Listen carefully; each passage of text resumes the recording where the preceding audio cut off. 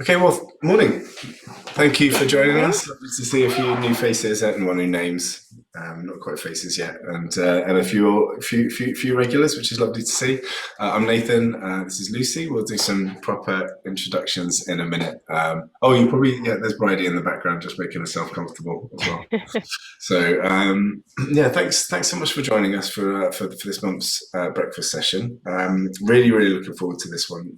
It's been a couple of months since we've done one.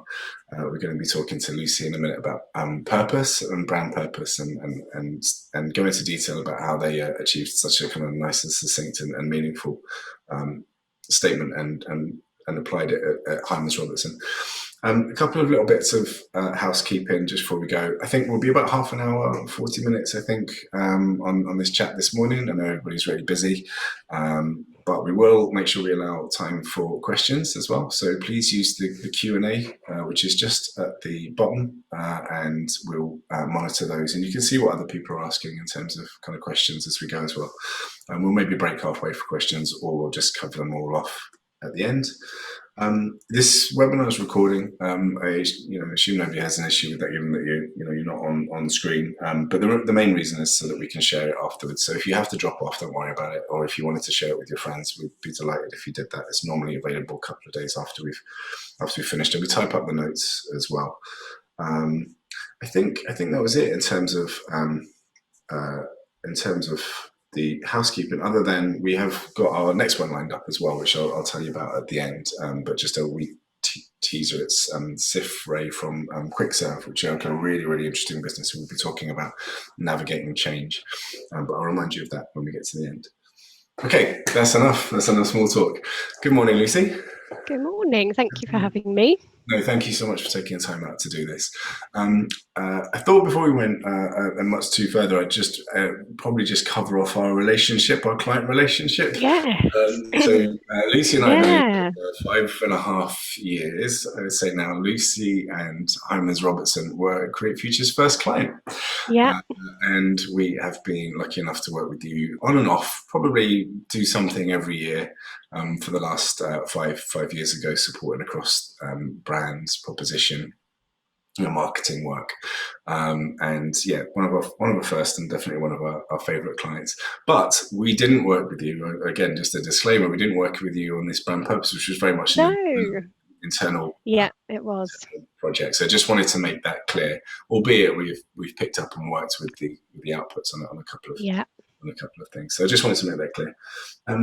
Brilliant. So we're here today to talk about brand purpose, but let's kick off by just if you wouldn't mind introducing yourself.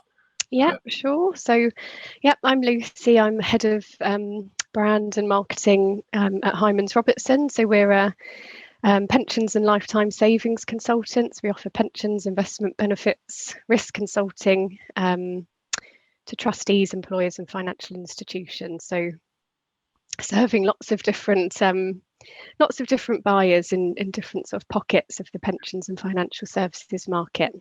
And we were chatting just. Sorry, go on. I was just going to say I've been at Hymans. It'll be my 16th anniversary in December. So I've been at the company, virtually my whole career has been forged at Hymans, which has been now Hymans is celebrating an anniversary this year.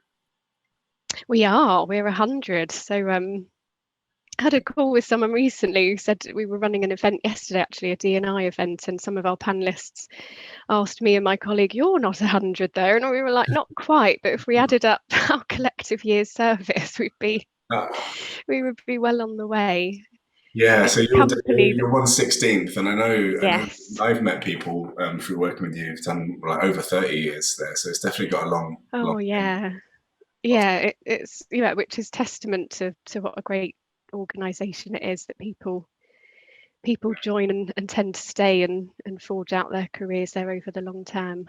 And you mentioned there's 90 partners meeting up soon for your partner conference. How many? What's the kind of rough employee count at Hymans? We've tipped over the 1,000 mark this year, actually. So I'm not sure the exact tally now, but yeah, we're over 1,000 employees now. And there's offices across the UK. Yeah, I mentioned this because obviously one of the points of purpose is to get alignment. So I think it's useful for everyone to know the sort of scale of what you're managing there.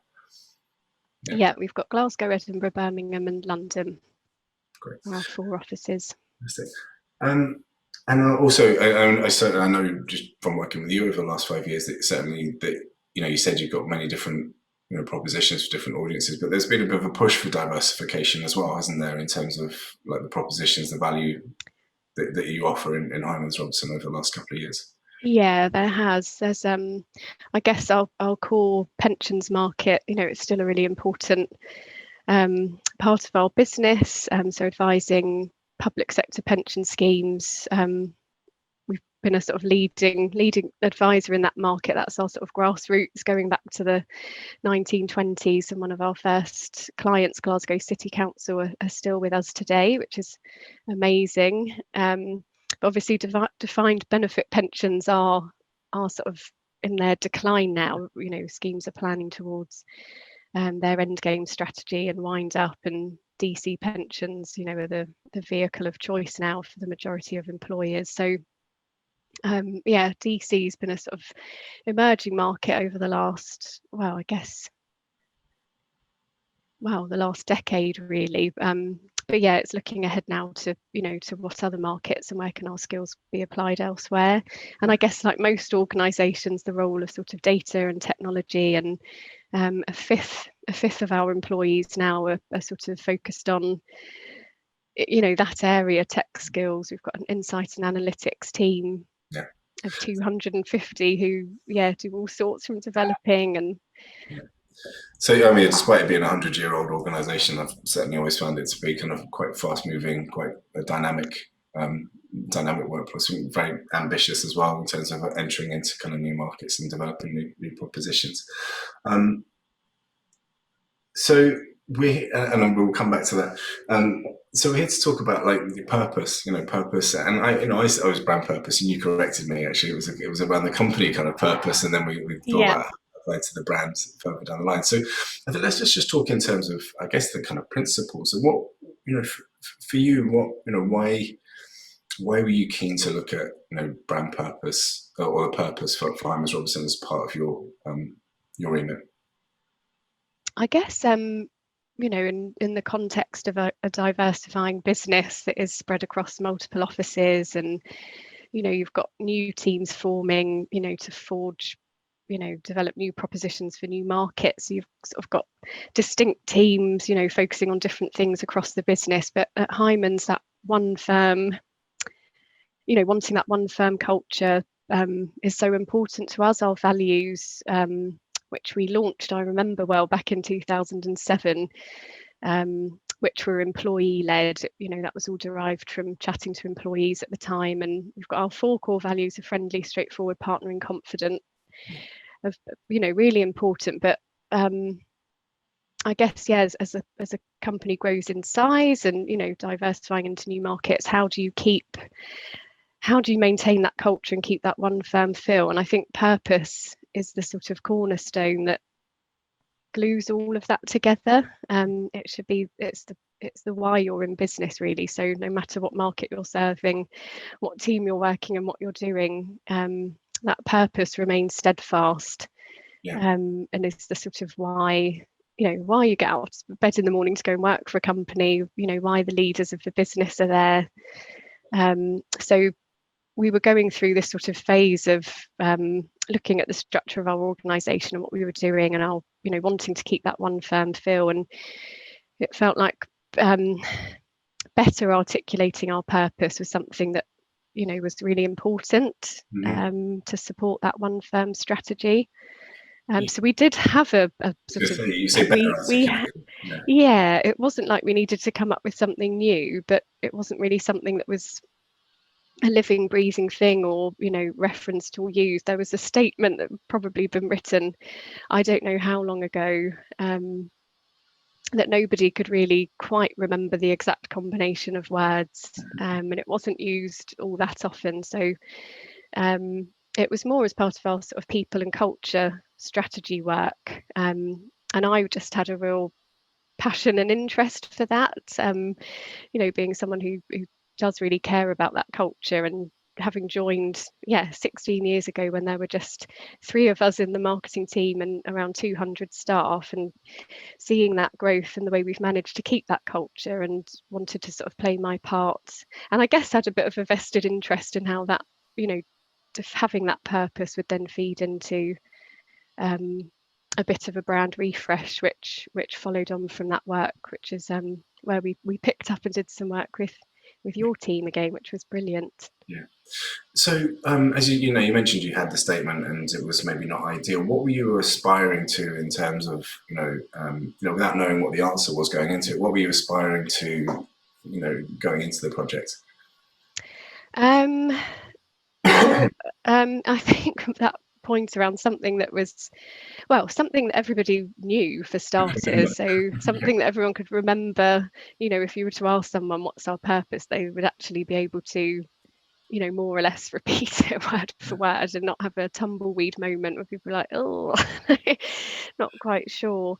So I, as we all do these days, I sort of did a lot of background reading, read a few books, Googled lots, read lots of Harvard Business Review articles, and I think there was one particular article, or across a number of things, that sort of summarised 4 key traits you should be looking for from a company purpose. So first one, to what we've already said, is short and simple and plain language, because otherwise no one will remember it. It should combine a bit of the emotional and the rational, because you want the emotional in there so that it will resonate with people. There was a point around, a purpose should offer perpetual stretch, so it needs to be aspirational in nature, and it's not just a sort of tick box, or that's something we can say in 2 years' time that we've done it and we move on to something else. And the fourth one was that it should be sort of tangible enough that employees can make it their own, which I guess is linked to the emotional point, that They can see you should be able to see, well, if I'm, no matter what you're doing within an organization, you should feel that it applies to you and what you're doing, and that you're playing your part in delivering on that. I think that is probably the crux of doing purpose well. Is actually getting something that really does inform all of the activities of the business. Yeah. Know from yourself it's come from a marketing, but it's not a marketing exercise. It really is something that should resonate with, inform, support, and guide everybody and every activity and every function in the business. Which I guess is that the adaptability of it. That it's that you can see how it's going to influence the work that you're doing. Yeah, exactly. And of course you did your research. Of course. I was just flicking through, we dug it out before this call, and I was just looking actually at some of the metrics, and brand purpose doesn't always have its adherents. There are some, I know, like Byron Sharp, for instance, can be quite critical of it. But the numbers often speak for themselves, Yeah. Well, our dear mutual friend and my ex-marketing director, Dave McGovern, I noticed he'd posted haven't responded to him. I was like, are you going to tune in this morning and challenge me? He sort of shared a post around, purpose being, a bit like, I guess, the emperor's new clothes. It's the latest thing that everyone wants to have a purpose. And but I think unless, obviously, if you go and just pluck something out of thin air, or you go away in isolation and think, oh, we want this to be our purpose, and it's just a veneer that your company doesn't live up to, then you're sort of doomed for failure, aren't you? Or if it is just a marketing thing. I think if it's done badly, it can be bad. But really, as you said, at the heart of it, whatever you call it, it's really just getting back to why your business is in business. And I know brands like Patagonia, are held up as a kind of paragon of that. It doesn't really matter what they say or what they stated their purpose is. Their purpose is very evident. And so they're in business, and the business activity helps them to support the environment. It's like with anything, isn't it? If you claim something, or you state to the outside, and you and I chatted the other week about the whole Brewdog debacle over the summer, and that was an interesting study in watching yeah, what they claim, and then quite a few. Reality. Well, I was going to say cracks, but yeah, probably gaping canyons. Another one that's held up is Starbucks with their, nourishing the human spirit one cup at a time, which is Oh yeah, that one. picky. But then also, how do you reconcile with that with their like very aggressive tax minimization? Yeah, well, it was interesting. I mean, we haven't gone into the how we did it all, but how we did it, we basically ran focus groups across all of our offices. I think we did about a dozen. We made sure we had colleagues from every level in the business, all teams, new starters, old timers, a whole mix.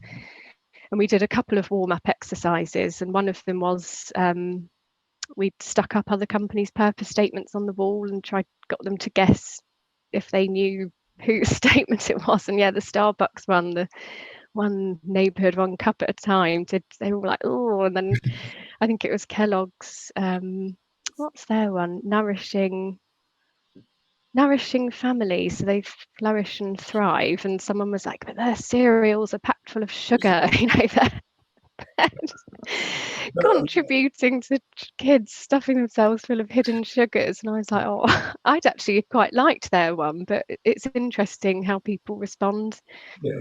I mean, it has to differently. be lived, doesn't it? But as I say, when it is applied well and actually is backed up by action, as you can see, there are quite a few rigorous, studies that kind of show some of the benefits. Some of the figures you quoted in your research was that, people stating that, purpose is one of the number one factor that people are looking at during job selection. Yeah, that one surprised me at the time, actually, but I don't know why I found it surprising, but now, it doesn't now, but yeah, increased tenure, so staff, and particularly millennials, who I guess there's a lot about them moving on very quickly, but was saying that purpose-driven organisations, the tenure of that group tends to increase, and engagement levels, just people feeling more engaged and satisfied in their work.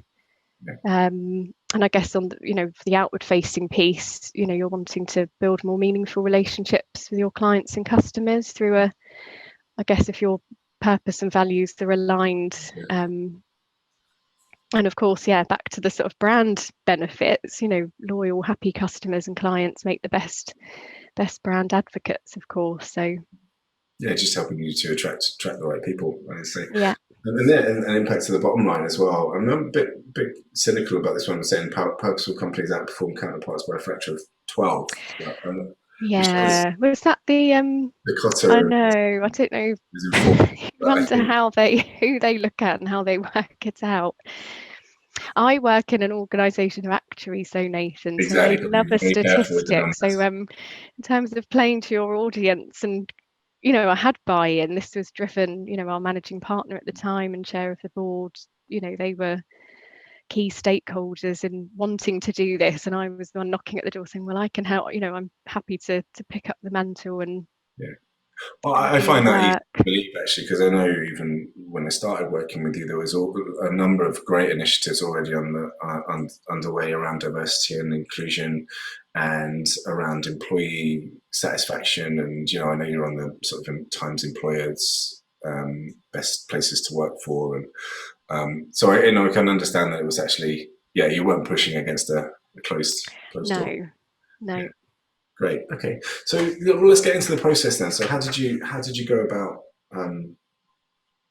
arriving at the purpose statement? So you touched on it just then. Yeah, so like the process I mentioned years ago when we defined our values, it had to come from within, so it had to be sort of captured from our people. So we decided we would run as I mentioned, a series of focus groups, making sure that there was representation from people across the business. So we ran those across all 4 offices. I think this is going back to sort of November, December 2019. Yeah, I think so. Yeah. So we sort of came up with our sort of running order. So we had tips, gave some background reading to people so that, hopefully they all read it. So we started saying, did you do your background reading? They'd be like, oh. but we had a few icebreakers. So we did the guess, can you guess whose which company this is? And then whether people loved it or hated it, we asked people if they could sum up Hymans as a song, what would it be and why? So we've got a brilliant playlist waiting to be put together of it would probably be a bit of a cheesy disco mix. Yes, Reach for the Stars and Ain't No So Mountain classic. High Enough, and yeah. So But I think actually Jessica, who's a managing director, one of the other founders. I mean, she's a big believer in the power of metaphor in terms of exploring topics like yeah, this. So it can be really really useful. It's quite a common practice to particularly to engage the wider teams around yeah. what do we like, Oh, we had a with a TV brilliant mix, and people like coming up with songs and bands I'd never heard of as well, and citing particular lyrics within the songs. This is the bit that captures us in a nutshell. So yeah, it was a good warm-up exercise. Great. And then we moved on to a bit of just general discussion around and this is obviously back in the day when we were all in one room and we had post-its and stickers, and but we just did a bit of general chat about what people value and love about working at Hymans, and captured all of that, because I guess that's the essence of what we were sort of wanting to boil down, and capture into this statement. So had that chat, and then we'd crafted, I think, about 8 sort of variations of what a purpose statement could be. So we had our existing purpose statement in there, which we didn't tell people, Control. and then lots, different combinations of words. And as I said, this was a sort of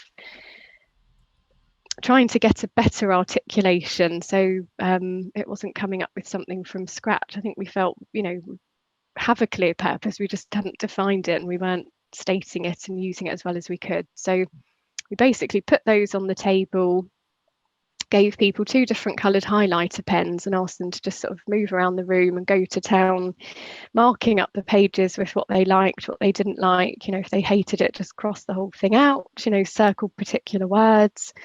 And then we sort of binned, did an immediate sort of ruthless binning of the ones that people hated, which did in every single session, I think, include the existing statement, which basically in conclusion people felt was too long. Having given them those 4 criteria to sort of, the what you're striving for in a purpose statement, they were basically playing back, it's too long, it's too factual, it lacks emotion, no one's ever going to remember it. And then I would reveal, I'd be like, oh, so our purpose, current statement is in there, and they'd be like, oh no, have we been really awful about it? And I said, well, it's good that you have, because it would be a pointless exercise. If we all thought that was brilliant, it would be a waste of everyone's time. And then we worked through what people, the likes and dislikes. And these exercises are just always so fascinating, I think, from point of view of, just the different reactions people have and how emotive language can be. So, split opinions over particular words. So I think one of the statements we had was, I can't remember the exact words now, but it was basically creating better futures for everyone we touch. People were physically like, oh, that just sounds so creepy. And I was like, oh, yeah, now you mention it, it probably does. Yeah. So what did you arrive at the end? I mean, I know it. So we landed on 4 words and a comma. So together, comma, building better futures. Yeah. So together, building better futures. yeah. And there was again some shuffling of those words. I seem to remember. Yes. So long chats over. we basically after all the focus groups, we sort of we had that one, and we had another version, and I basically went to the partner group, we had sort of partner sessions, one down south, one up in Scotland, and I basically played back to them the process we'd been through, gave all the background, the criteria again, and then did a big unveiling. If these are the two options we've come up with, and I think universally everybody liked the Together Building Better Futures, but yeah, there was some debate over the use of the comma and the placement of the comma. And then, a fair bit of debate, not just at those sessions, but, over a period of time afterwards, then sort of, because not everyone had made those sessions, but, was it clear enough about what we do as a company, and should it have the word financial in there? Which obviously building better financial futures is, it's absolute key component of what we do, helping people have a more secure retirement, managing their savings better. But for me, I was really quite adamant. I was on the side of wanting to keep it to those 4 words, because I felt that building better futures works on so many more levels.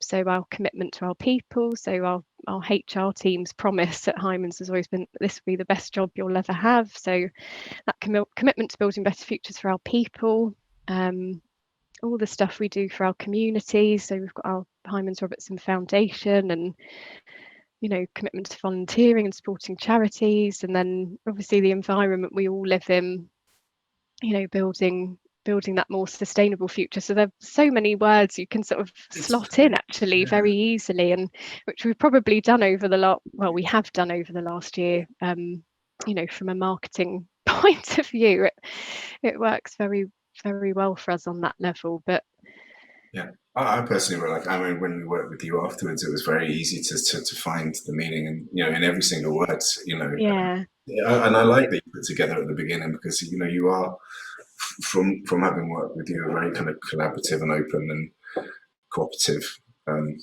organisation. yeah, So I really like that. That's front loaded with the fact that you're doing this yeah. And I together. think when we picked up with your team to do that work on the brand then, and we did that session sort of picking apart the statement, and yeah, that was really helpful, just as a The proof points, I guess. reinforcing that. Yeah, no, I think it's a very, very powerful statement. So, what did you so with those 4 words? What came next in terms of I guess rolling that out and telling me how did you make it make a difference?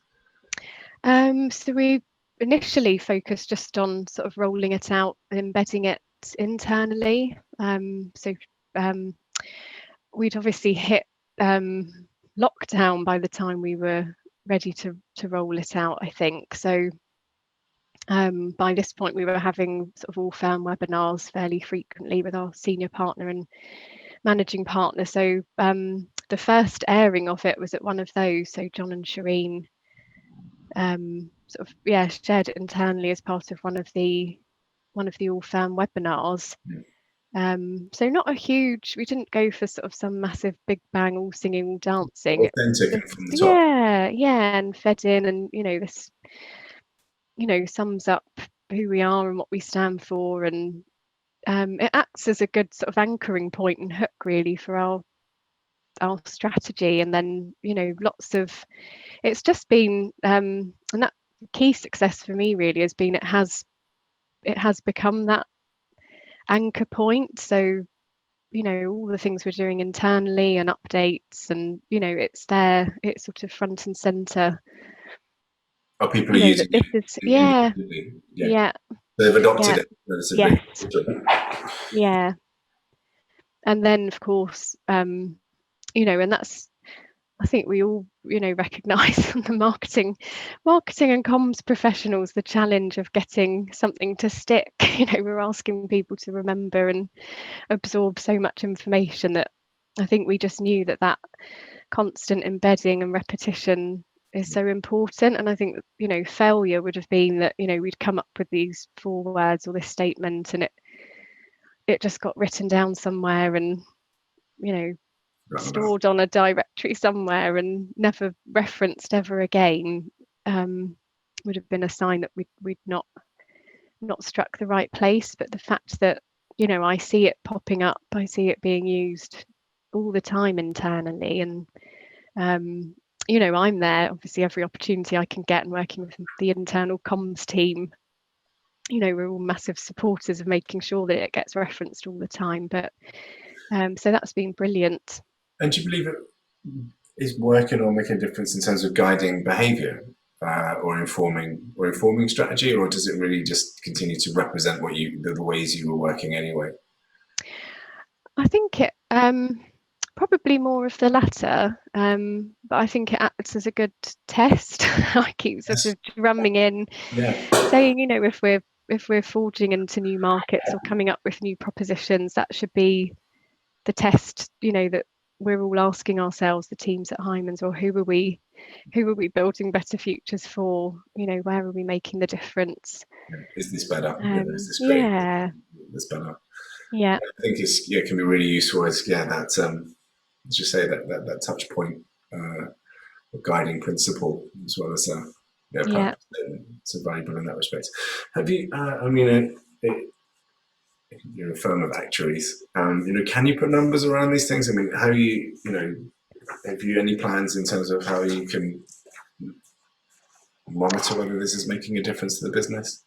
Well, you're actually chatting to you prep for this session was reminding me of some of the ways that we said that we would measure, even just a simple, you know, asking. So we have a monthly employee engagement survey. So, you know, simply asking people in that, you know, do you know what our purpose is, or, you know, what is it, you Yeah, know, checking that people can play it back, I think would be a good thing, yeah, to do. I'm not sure yet on the sort of hard numbers. But I mean, anecdotally, you know, we've been doing lots over the last year as part of our 100th birthday. We've been interviewing some of our clients, doing some video case studies where we specifically sort of ask them, we sort of say, well, this is our purpose as a business, and how does that play out in the way that we work with you? And it's been really nice, you know, to hear directly from them, you know, what it means to them, and sort of that's playing back the things that we've always, you know, or well, know from feedback, you know, that they're the things that clients value. But and yeah, similarly with staff, you know, we've been sort of doing some interviews with people around the business, you know, asking, you know, what it means to them, because I think that's that piece around bringing it to life, and, you know, it not just being empty words. It's, you know, how does it impact day to day on what people do? I think the point about this, I think it's great that it's resonating with clients, because certainly while it's you go into it, it's an internal tool. Your purpose Mm, statement is for you. It's why you go into business. I think if it can have value, certainly. I think one of my favourites is Airbnb's. To create a world where everyone belongs. I think is I wrote it down oh, earlier. well, that's nice. Yeah. So yeah, help people to belong anywhere. That was it, and they used "belong anywhere" as a very kind of Mm, successful brand campaign externally. But I think it's great that if you craft a statement, so even if it is an internal piece of work, that it's recognized. I mean, obviously your clients and the people who work with you should recognize Hymans in it. yeah. Otherwise you are going to get that Oh, misconnection. yeah. You know, Yeah, I know, if like yeah, someone that's not sat my there and was like, oh, yeah, that's business. don't get that at all. That would be, yeah, that would be awful. Yeah, Great. thankfully nobody has yet. They've all had a Nobody's doing nice nice answer to It's give. it's a lovely piece of work. We'll finish off with a couple of references later, but let's just have a little look at the questions. Colleague Samara's just need to switch to this sheet for a second. Oh, I can't get it open. We'll just go straight into the Q&A. Sounds interesting. Buy-in. Yeah. So getting buy-in, and we touched on this as Dave is just asking, like, in the definition process, he'd been through it himself recently. He's got the battle scars. Building consensus. Did you focus on key stakeholders or make it inclusive? I think we touched on that. Yeah, we've answered the question, but again, I know going into it, you were very, very keen to make it an inclusive process. But I think equally, it has to be adopted by key Yeah, stakeholders as well. yeah, yeah. I'm glad it was bottom up though, and starting with that, you know, going out widely in the firm. And I know you asked me before, Nathan, what might I have done differently? And at the time I was like, oh, not saying it was a perfect process by any means, but I was reflecting on it, thinking even to have gone out, even more widely and, and involved, we could have probably used the staff survey, in that planning phase. That could have been a good tool to reach the whole firm, really. Yeah. But yeah, the sort of senior stakeholder engagement piece, and being a partnership, our partners are also, care so much about the business, and this stuff really matters to them. So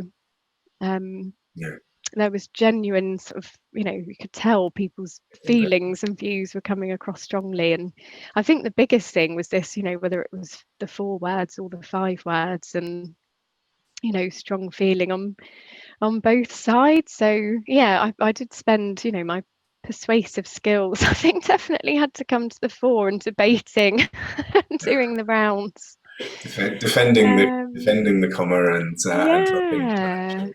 And I guess, it's, and lots of people who've joined Hymans, recently in this last year, I've chatted to quite a few people saying, they've come, Hymans just doesn't feel hierarchical at all. So one of the biggest things for me was like, well, who does have the final, who just puts their foot down and has that final say on what it is? But I think, yeah, we just eventually, that argument for, and being able to, we talk now a lot, and we've shared a lot internally about, well, what, we've got this purpose and we're talking about it a lot, but how does that play out and what does it mean? So just trying, hopefully people, it resonates with them anyway, but bringing it to life for them and saying, it's about having impact with that purpose on those different levels. So that commitment to the environment we all live in, and wanting to build a more sustainable future. And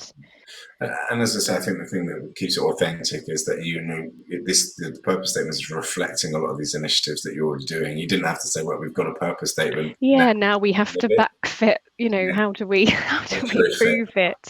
Yeah, exactly. Which is when you're going to come up against kind of competing priorities, which actually leads nicely into Phil's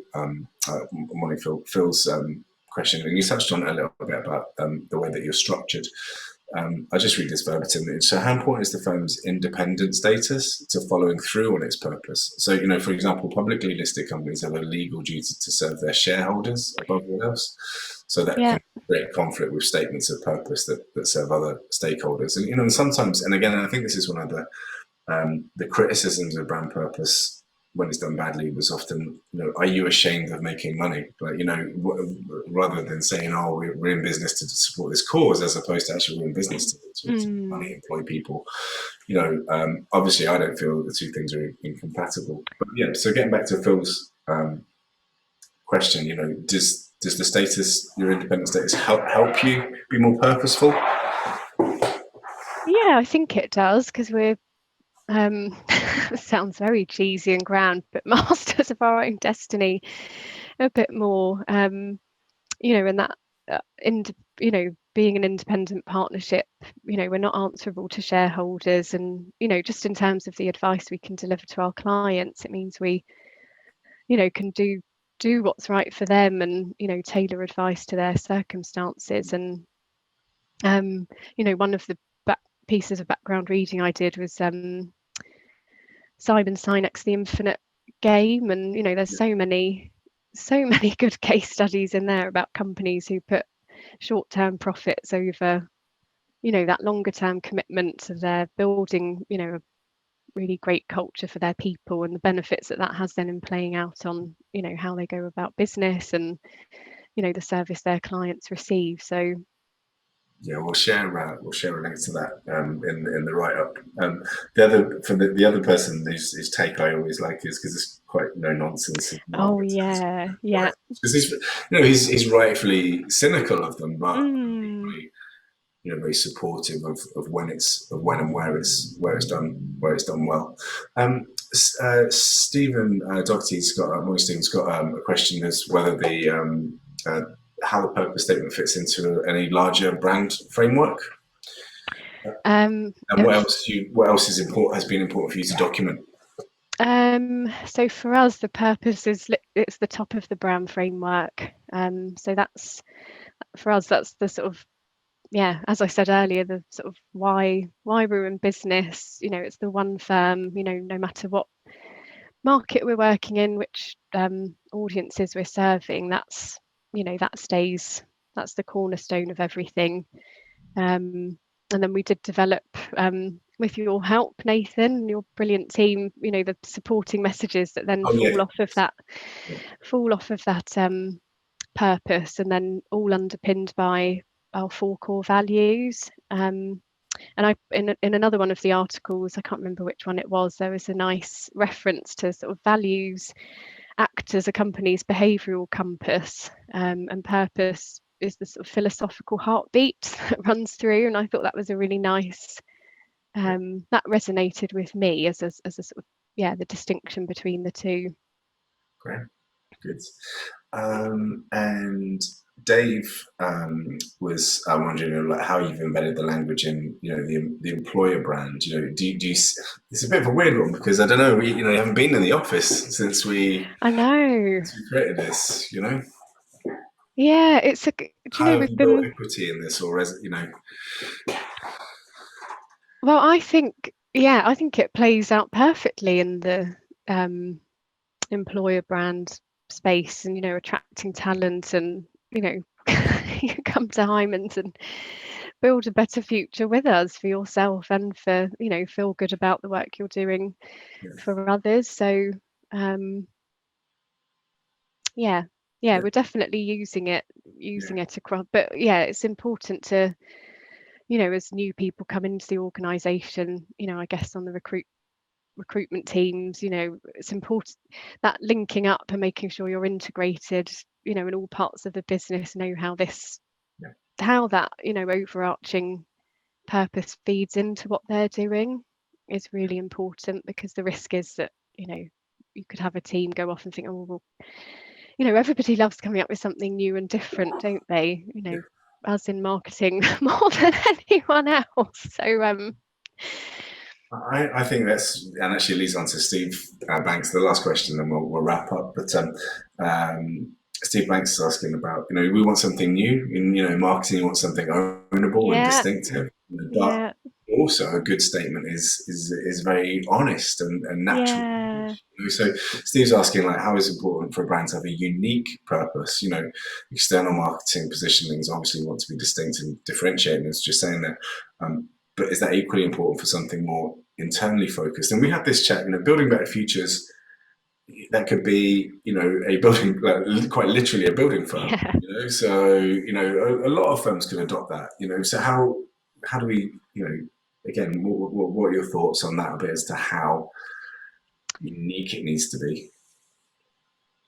Yeah, it's a good one, and it's back to that challenge of, should we have been adding extra words that were more pointed to what we actually do as a business? Move that stretch. Yeah, exactly. I think that flex, and